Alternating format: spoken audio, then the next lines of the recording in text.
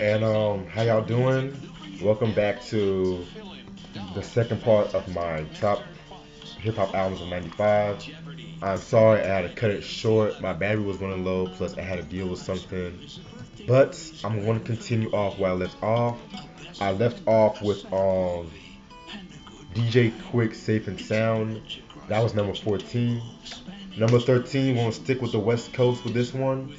It's the Far Side with Lab Cabin, California. This album, very different from their first album.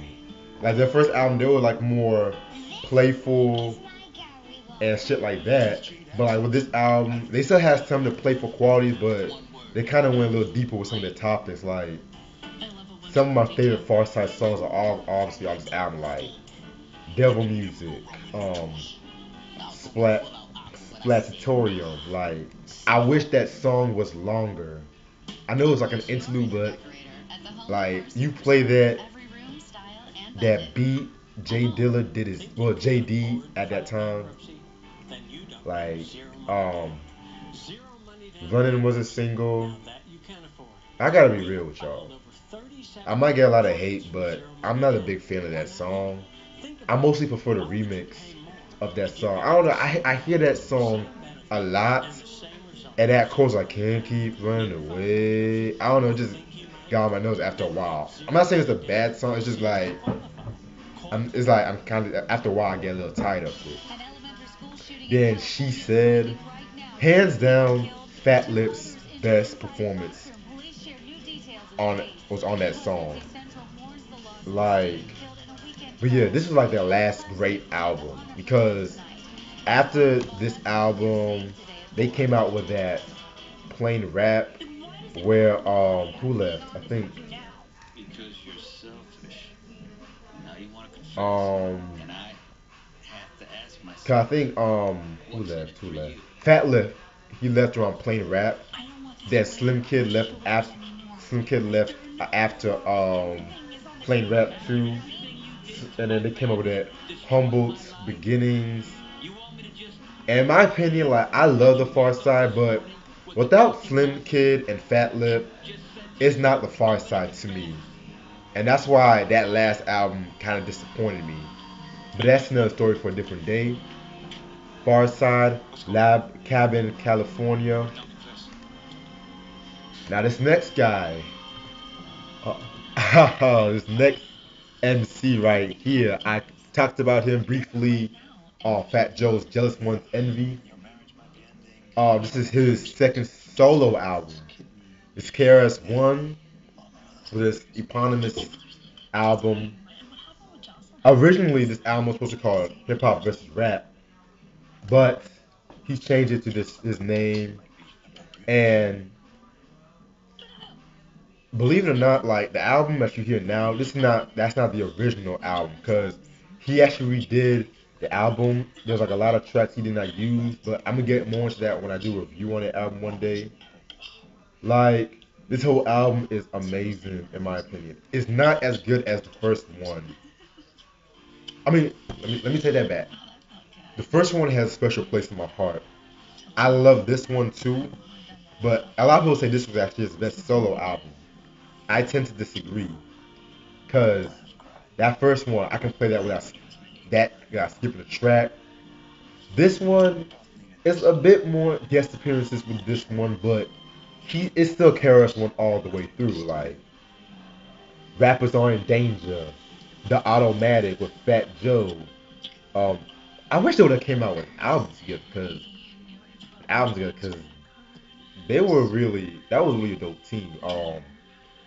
Yeah, like I love the album version more than the video version with the fucking they added that instrumentation because like the album version wait no, the video version it just has the drum break and stuff like that but it is what it is.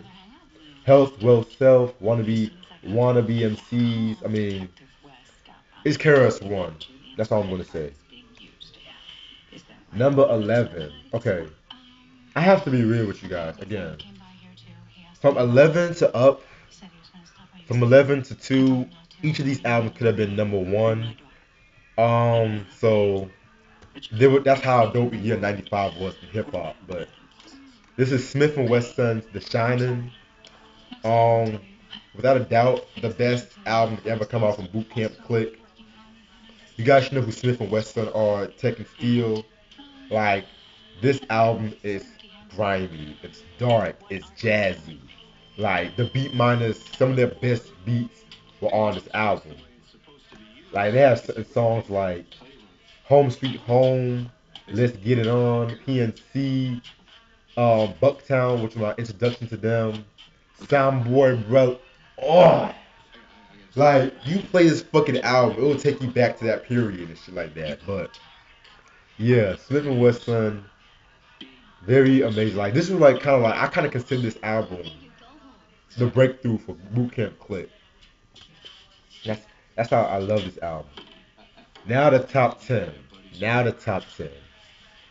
Okay, this next album is Big L's debut, The Lifestyles of the Poor and Dangerous. Released in 1995. Why do I keep saying that when of course the fucking video is 95 hip hop album, but Big L, rest in peace. I definitely gotta do a review on his albums, both of his albums. Like, that's some real shit. And it's kind of crazy because around this time when this album was released, from what I looked up, a lot of people were kind of shitting on the beats and stuff like that, saying it was too grimy, too dark. But the beats plus Big L's twisted lyricism, his style, charisma, like it was like a match made in heaven. And yeah, so but at the same time though, um like Lord Finesse he produced like the majority of the album. The songs like Put It On, MVP, which check out the remix on the video version. Dope remix by the way. Fed Up with the Bullshit, Let 'Em Have It L, The Graveyard, Lord Finesse, Microphone Nut, Jay-Z, Party Artie, and Granddaddy IU. If you ask me who had the best verse off that, I have to go with Big L and Party Artie and shit. Like, yeah. But yeah, this is a very dope album. And it's kind of crazy how Big L, like, in recent years, he's getting more acclaim now than before. But it is what it is. I mean, then we have an MC that style is kind of broke a lot of MC style. Queensryche 456. The last album released on Cold Chillin'. Queensryche 456. I have this album too, but I don't have it on me right now. Like, wow, this album is just so dope. The album is so dope and crazy. I mean, you can play the whole album without skipping a track.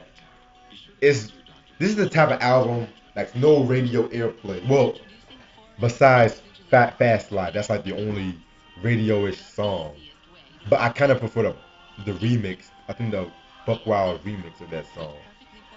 Cause yeah, that beat did not fit the album. But yeah, Take Him to War featuring B1 and MF Grimm. That was actually supposed to be a single, but around the time MF Grimm got shot and shit like that, and I think that was like got him paralyzed. He was paralyzed and stuff. Like to this day, he's still paralyzed. So yeah. Wait, am I right?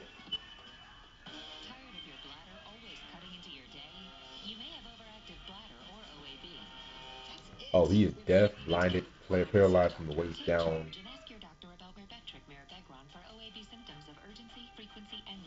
Yeah. Yeah, he's just paralyzed. Yeah, I have to look that up for a minute. But other than that, my favorite song definitely for the brothers. Or yeah, for the brothers and shit. Just that, like, cause like, that's a sad song. He's talking about his homies dying and shit like that. So yeah, 456 definitely a classic album. Number eight, this group you probably heard of this group before. They're that band on that late night show and stuff like that. The Roots, yeah. But yeah, do you want more? This is hip hop jazz at its finest. Like, and this is way before the Roots like really blew up. And like, yeah, this is like very jazzy. Songs like Silent Treatment. I love, love, love, love that song. Oh my god, that is like one of the best songs. Period. It's a shame it doesn't get that much praise. Mellow My Man, Distortion the Static, Lazy Afternoon, That Scat, That Scat. Yeah. But if you ask me what my favorite album from them, I would definitely go with the next album, Eladel Half Life. But but the reason why I love the reason why I love the early Roots more is like because it was just more jazzier, more smooth, laid back. I that's why my favorite era from there was like Organics to Things Fall Apart, and all the other stuff is good.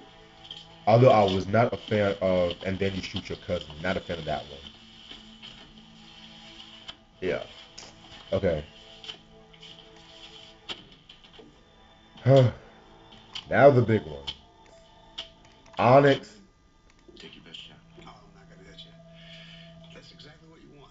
All we got is us. Onyx. What can I say about this album? This album, amazing, amazing album. Onyx really stepped their game up, their pen game, production game. Like, as soon as you hear Last Days, then Evil Streets, Purse Snatchers, then Shout, you should already know this is gonna be a good ass album. And it's kind of crazy because like individually, I feel like this is Sticky Fingers' best album. Give me a minute, I'm sorry. Yeah,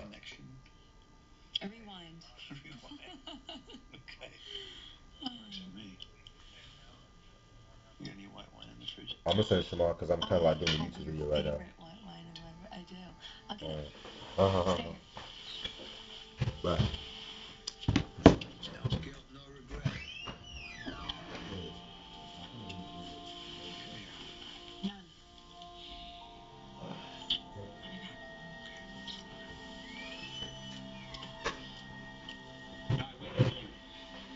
I'm sorry about that. I know some bullshit. But other than that, all we got is us is definitely one of my favorite hip hop albums to date. A lot of fans have said this is their best album, and I have to agree because I love Back the Fuck Up. And I definitely love Shut 'Em Down. But there's something about All We Got Is Us, just the sound, production. They were like fucking going. Like you and one of them were gonna have like a fucking mental breakdown while rapping and shit like that. And they were talking about like a lot of deep shit. Um, and even the intro was Sticky Fingers is threatening to kill himself. Like crazy as hell. This next album, um, is AZ Do or Die. This album, released 1 year after Illmatic, because you guys should know AZ and Nas were boys and shit like that. This album kind of picked up where Illmatic left off. It's one of my favorite rap albums of that time, especially because it has the mafioso. It was a mafioso era. AZ, man, dope lyric. One of my favorite MCs of all time. A definitely underrated MC. My favorite songs are Rather Unique, Ho Happy Jackie, Mo Money, Mo Murder, Mo Homicide. You got the body there. Like that song right there, that should have been like a way bigger single and shit like that. I mean, yeah, it was mostly an underground single. But yeah, this is a very dope album. I was kind of surprised though because usually if I hear Prodigy's Prodigy's like rap doing the have a rap album, 50-50 they might tend to disappoint, but I was not disappointed with this one. Although I admit there's some certain songs towards the end that was kind of hit or miss because like that first couple of songs all the way up to More Money, More Homicide was amazing. Other than that, it was still a good listen. It's still a classic. Okay, that's number six. Now the top five. Okay, this might be number one to a lot of people for this year. I was actually thinking about putting this in the album number one, but this whole I have to actually reconsider this one. But it's in the top five. This is Mobb Deep's second album, The Infamous. Oh wow, Mobb Deep. Especially back in that day, Mobb Deep. A lot of people think this was their first album. I almost thought this was their first album. This is their second. Shook Ones. I mean, that's what you say that you just say those two words right there. Shook Ones. Part Shook Ones Part Two. All of a sudden, people just start busting the freestyle and shit like. But other than that, like songs like the start of your ending, 41st side, temperatures rising, the remix of temperatures rising. I prefer that over the original. Party over, give up the goods, just step. Like those songs right there. I mean, every song on this album is amazing, and I feel like this is the beginning of their era. Like nobody was doing shit like this in Queensbridge. Hell, not even fucking Nas and shit. I mean, I love Illmatic, but every time I think of Queensbridge hip hop, it's always this album I think of first. Always this album. Like Havoc's found his style with this, but if you ask me my favorite album, that's definitely Hell on Earth. This is like my second favorite, and after this album would be Murder Music, then probably Juvenile Hell. But yeah, that's number five. Number four, this might come as a surprise to a lot of people because a lot of people don't tend to put this in their top five for some odd reason. It's Showbiz and AG, Goodfellas. Um, yeah, I have this album as well. It took me a while to get this album. I mean, it's out of print. It's out of print. It's been out of print for years and stuff. So everyone knows if you're a hip hop head, you should know about this album. Right, very dope album.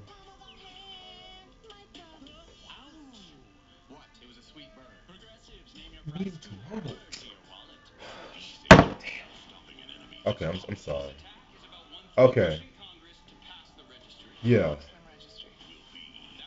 Where was I? Where was I? Okay. So, Showbiz and AG, basically, their first album, Runaway Slave, which was released 3 years prior to this one. That was a dope album, but this one they went more darker, and it's crazy because Showbiz was not rapping on this. It was just all AG.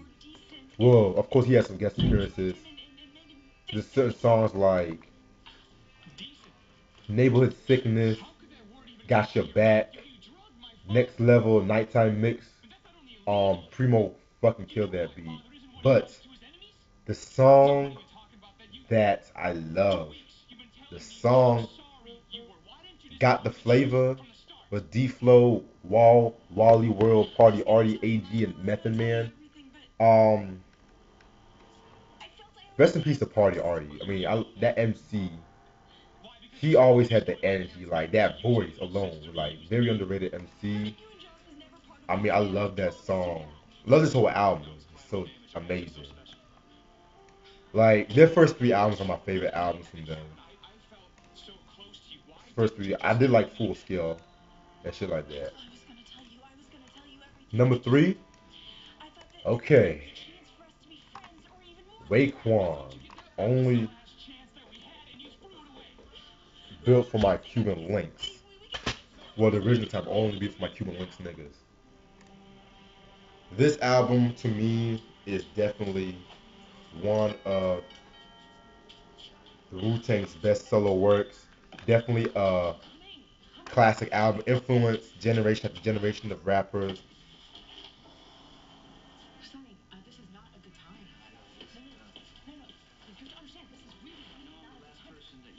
All right, I'm sorry, I got distracted. So you might as well like just like the Chronic. Ghostface stole the show with this album, with that album. So yeah, Raekwon only built for my Cuban links. Definitely, in my opinion, the best mafioso rap album ever. Just so grimy and everything. Criminology, Ice Water, Verbal Intercourse, Heaven and Hell. I mean, like this whole album is amazing. Dope album, dope album. But at the same time, like RZA, like from 1992 to 2000, is RZA's my favorite era for RZA. But if you ask me, I feel like from 1994 to 1997, he was in a zone. He was in a zone. Like it's kind of crazy, but here it is. Only with my Cuban links. Now the top two. Number two, the one, the only, Tupac Shakur with Me Against the World. Um, he was released this when he was in prison for that sexual assault charge. Very good album. To me, my favorite album from Tupac.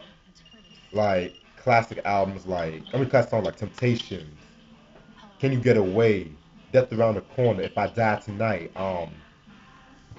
Very good album. Very good album indeed.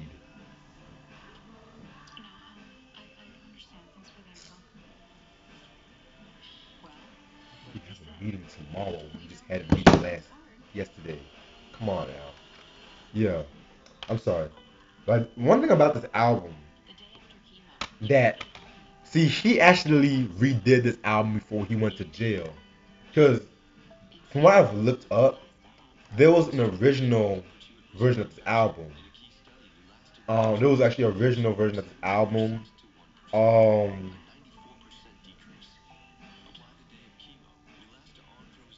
what was it called? What was it called?